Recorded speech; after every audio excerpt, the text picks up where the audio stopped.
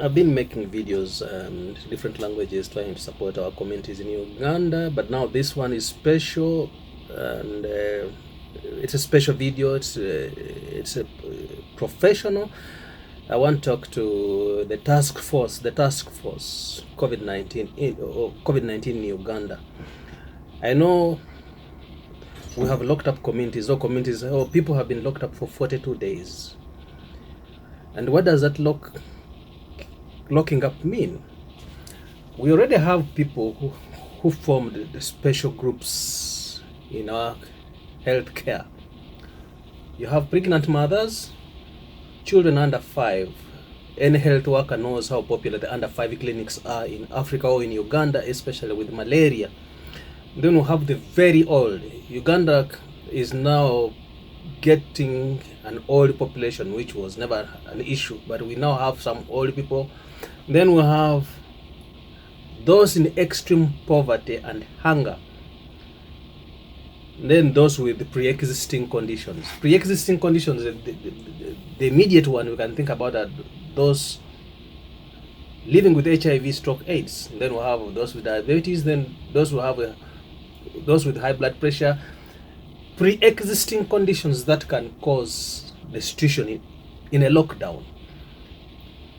A pregnant mother cannot be stopped to push a baby if they have to push a baby. I am wondering what we have put in place as a task force. Do we have people who are monitoring? I would love to see perhaps a police officer or a soldier on a motorbike trying to reach communities to find out a person in distress. A person in distress, a mother who is in labor is in distress. An under 5 child who has malaria, that child is in distress.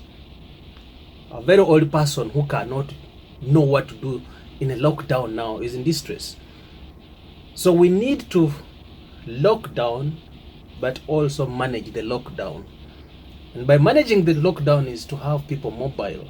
I have written several times about these things, that we only don't need to enforce, but we also need to manage. That every district should have a team of people who are able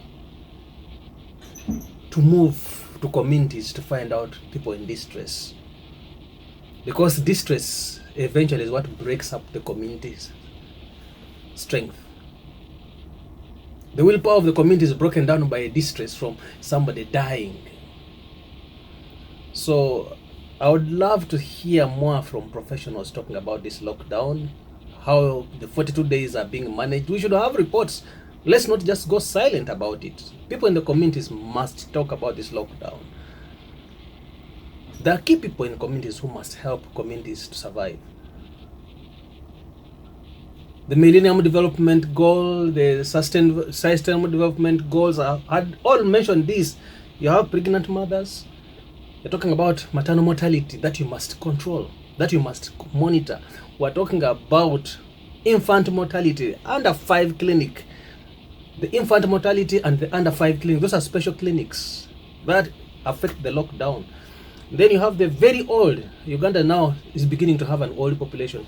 Then you have those living in extreme poverty and hunger.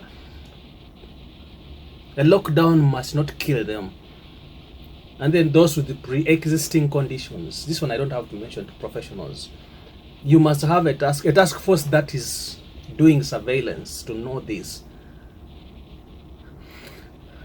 I hope I'll hear from professionals like me. Thank you.